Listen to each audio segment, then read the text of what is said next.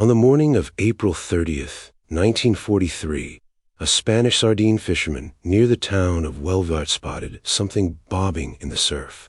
It was a man, dressed in the uniform of a British Royal Marine. Chained to his wrist was a black leather briefcase. To the fisherman, it was a tragedy of war. To the Spanish authorities, it was a diplomatic headache. But to Adolf Hitler, this body would become the most important piece of intelligence of the entire Second World War.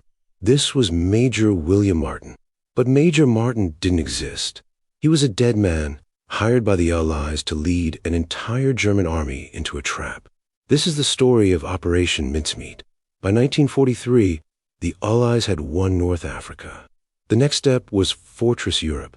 Churchill famously called Italy the soft underbelly of the Axis powers. To get there, they had to take Sicily. The problem was that Sicily was the most obvious target on the map. The Germans had nearly 400,000 troops in the area. If the Allies invaded Sicily as expected, the casualties would be catastrophic. The British Intelligence 20 Committee, so named because the Roman numeral for 20 is XX, or a double cross, needed a plan. They needed to make Hitler look east toward Greece and west toward Sardinia. Intelligence officers Ewan Montague and Charles Chumley revisited a fringe idea from the Trout Memo. The memo suggested that just as a fisherman uses a lure to catch a trout, the military could use a lure to catch the Nazi high command. The plan required a body. It had to look like a victim of a plane crash at sea. They found their man in a London morgue, Goyndwr Michael. He was a homeless man who had died from consuming rat poison. Because the poison caused fluid to build in the lungs, his death would mimic drowning, crucial for passing a Spanish autopsy. But a body wasn't enough. They had to build a life. They spent weeks creating Major William Martin. They gave him a rank high enough to carry top-secret papers, but low enough not to be famous. They placed a photo of a fiancée named Pam in his wallet, along with 2 passionate love letters.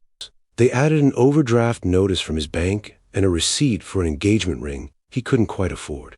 Finally, they added the hook, a personal unofficial letter from General Archibald Nye to General Harold Alexander. It casually mentioned that the Allies were targeting Greece and Sardinia, and that the preparations for Sicily were merely a clever feint. On April 19th, 1943, the HMS Seraph departed. The body was kept in a specially designed canister packed with dry ice to preserve it. In the early hours of April 30th, the Seraph surfaced off Huelva. The crew was told they were deploying secret weather equipment. Only the officers knew the truth. They slipped the Major into the water, his briefcase securely attached. The British then played their most brilliant card, the fake panic. They sent urgent, uncoded telegrams to their naval attaché in Spain, demanding the return of the briefcase at all costs. They knew the Germans were intercepting these messages. The more the British begged, the more the Germans believed the contents were genuine.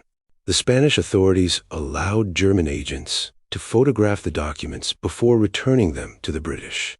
The intelligence went straight to the desk of Adolf Hitler. Hitler was sold. He overruled his own generals who suspected a trap. He moved the 1st Panzer Division from France to Greece, a journey of over 1,000 miles. He moved torpedo boats and minefields away from Sicily's landing zones. Even when the Allied fleet actually appeared off Sicily on July 10th, the Germans still thought it was a diversion for the real attack on Greece. The invasion, known as Operation Husky, was a resounding success. Thousands of Allied soldiers who would have died on those beaches walked ashore with minimal resistance. Operation Mincemeat remains a masterclass in psychology. It proved that in the age of industrial warfare, a single well-placed lie could be more effective than 1,000 bombers. For 50 years, the man in the grave was known only as Major Martin. In 1998, the British government finally amended the headstone. It now reads, Goyndwr Michael, served as Major William Martin, RM. He was a man who, in life, had no home and no family. But in death, he saved the lives of thousands and helped turn the tide of history. He was the soldier who never was, but whose service was very real. If you enjoyed this deep dive into the shadows of World War II, subscribe for more stories of the unsung heroes and strange deceptions that shaped our world.